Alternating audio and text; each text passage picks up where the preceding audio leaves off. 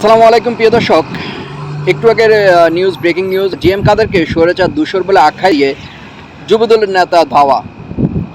আজকে 1 মে জাতীয় আন্তর্জাতিকভাবে শ্রমিক দিবস। এই আন্তর্জাতিক শ্রমিক দিবস উপলক্ষে বিএনপি কার্যালয়ের সামনে বিএনপির শ্রমিক দল সহ অন্যান্য সংগঠন যারা রয়েছে তারা সাংস্কৃতিক অনুষ্ঠান সহ বিভিন্ন কথা অধিকার দাবি কথা বলছেন। এর মধ্যে তারা এখানে অবস্থান করছে।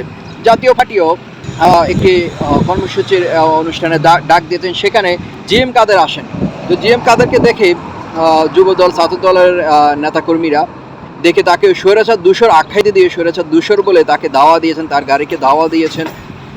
এর মধ্যে জাতীয় পার্টি এবং বিএনপি, যুবদল, ছাত্র দলের মধ্যে হাতাহাতি ঘটনা ঘটে গিয়েছে।